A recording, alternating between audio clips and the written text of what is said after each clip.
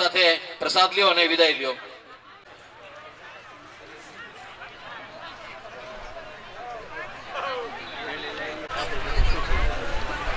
શરમાવાનું નહીં. હા ભાઈ, બિલકુલ નહીં. પાડ લેજો મોટા ભાઈ. આપણે આવ્યા છે ને એના ગ્રુપ ખાલી એક સિંગલ તમારો ફોટો પાડવો હોય તો પાડ લ્યો. છૂટશે એક પછી એક ને એ તો બે. ચાલો ભાઈ, દરેક ફોટોગ્રાફર તમારે કોઈને જેને જેમને ફોટો પાડવો હોય. હા ભાઈ, મોટા ભાઈ.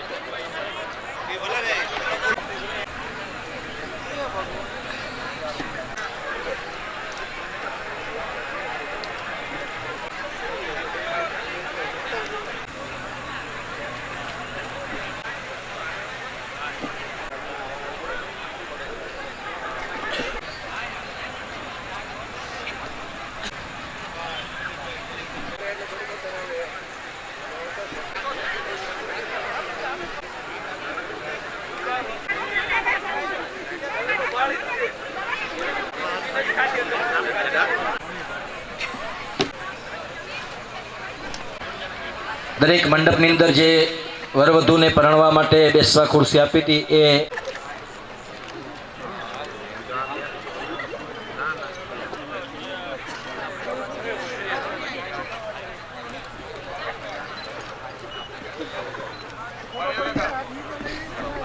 આગળથી કોઈ નહીં હાલતા, 2 મિનિટ પાછળથી હાલજો એટલે ફોટામાં. હાલો હાલો, જલ્દી જલ્દી લાઈટ મોડો કરવા તમે. ના ના, કઈ નહીં. દર્શક મિત્રો નમસ્કાર. આજે અમે રૂડુ રૂપાળું ગામ એટલે કે હોળિયા ગામ, આજે ગોકળિયું જોવા મળી રહ્યું છે. હોળિયા ગામમાં જે દર વર્ષે સમૂહ લગ્ન થાય છે એવા આજે 33મા સમૂહ લગ્ન આપણે દેવાણીભાઈ તેમજ જે ગામના લોકો અને લેવા પટેલ સમાજના દરેક લોકોની એક મેદની ઉમટી પડી છે. કોઈ સુરતથી આવે છે, તો કોઈ વાપીથી આવે છે, કોઈ જામનગરથી આવે છે, તો કોઈ રાજકોટથી આવે છે. એક સૌરાષ્ટ્ર ભરમાંથી આમંત્રિત મહેમાનો હજારોની સંખ્યામાં આજે સમૂહ લગ્ન ખૂબ હરખભેર મનાવવામાં આવ્યો છે. દેવાણીભાઈ, આજે જે આપ મહેનત કરી રહ્યા છો, જે સ્વયંસેવકો છે, એક સારામાં સારી કામગીરી કરી છે, તો આ સમૂહ લગ્નનો કેવો માહોલ છે અને આજે મનોને કરિયાવરમાં શું શું આપણે આપ્યું છે?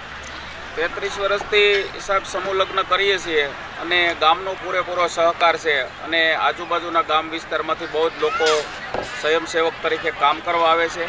સમાજનું બહુ મોટું જે આ સમૂહ લગ્નનું કામ છે જેની અંદર બધા જ સ્વયંસેવકો આવે છે, જેને હિસાબે આજે 33 વર્ષથી હોળિયા ગામની અંદર અમે સમૂહ લગ્ન કરીએ છીએ અને 33માં સમૂહ લગ્નની અંદર પણ અમે સફળતાપૂર્વક કામ કર્યું છે અને મહેમાનોને પણ સંતોષ છે કે નહીં, લગ્ન કરવા હોય તો હોળિયા જ કરાય, આવું મહેમાનો પણ કહે છે.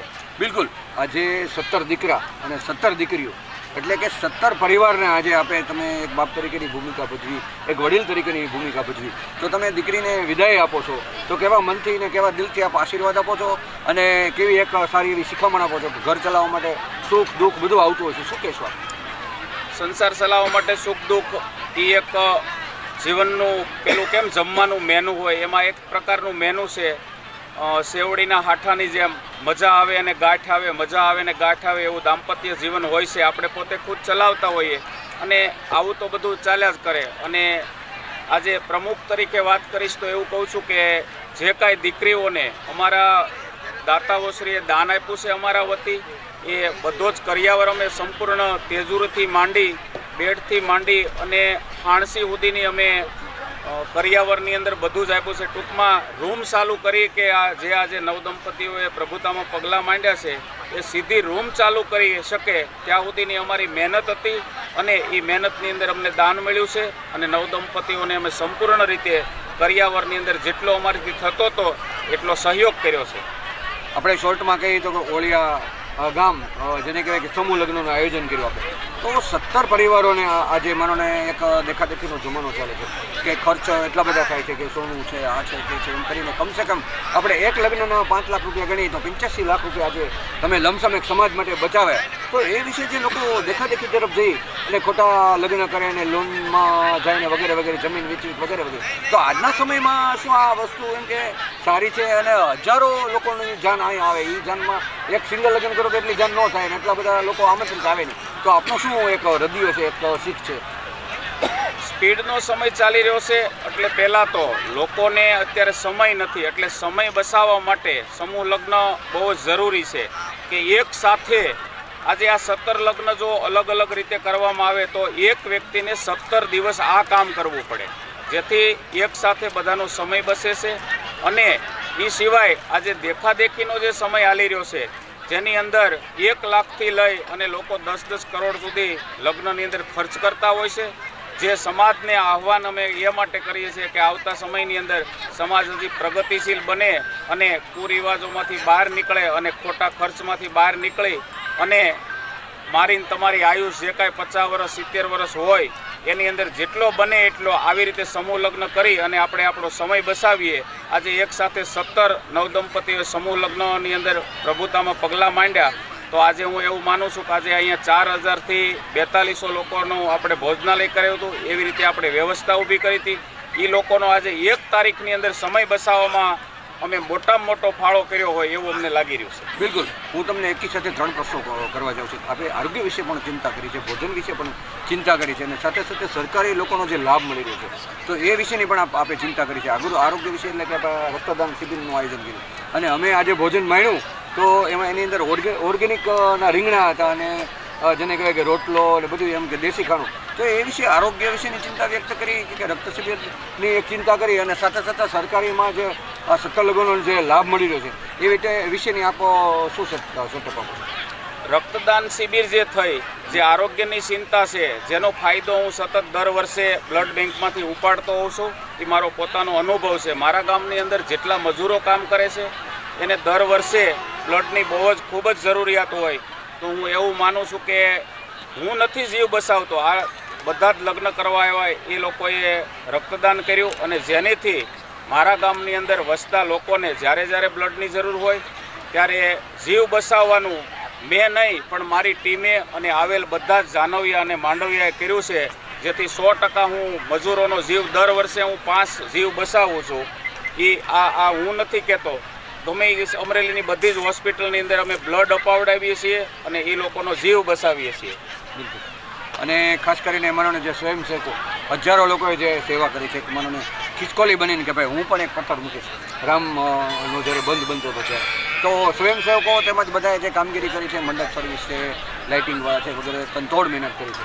તો કેવા દિલથી ને કેવા મનથી આપો એમનો આભાર વ્યક્ત કરશો? બધા મારા સ્વયંસેવકો બધા જ ગામડેથી આવે છે, તેમજ મારી ટ્રસ્ટીની 25ની ટીમ છે જે સતત 1 મહિનાથી મારા ખંભા સાથે ખંભો મિલાવીને કામ કરતા હતા. જેને હિસાબે આજે આ 33માં સમૂહ લગ્ન સફળ ગયા છે. અને બધા જ સ્વયંસેવકોનો પહેલાં હું આભાર માનીશ કે કોઈએ મને દાન આપ્યું, જેને હિસાબે અમે આ બધી ખરીદી કરી. પણ ખરીદી કર્યા પછી આ લોકોને સાસવવાની, એને ટાઈમે જમાડવાની, એને ટાઈમે લગ્ન વિધિમાં બેસાડવાની, આ જો મોટામાં મોટો કોઈ રોલ ભજવતું હોય તો એ મારા સ્વયંસેવકો થકી આખું મારું કાર્ય હાલે છે. મારા 2 હાથ કયો તો એક હાથ મારો ટ્રસ્ટી છે અને બીજો હાથ મારા સ્વયંસેવક છે. જો આ 2 ન હોય તો હું માત્ર પ્રમુખ નહીં, સમાજનો આગેવાન નહીં, હું માત્ર નરેશ જ છું.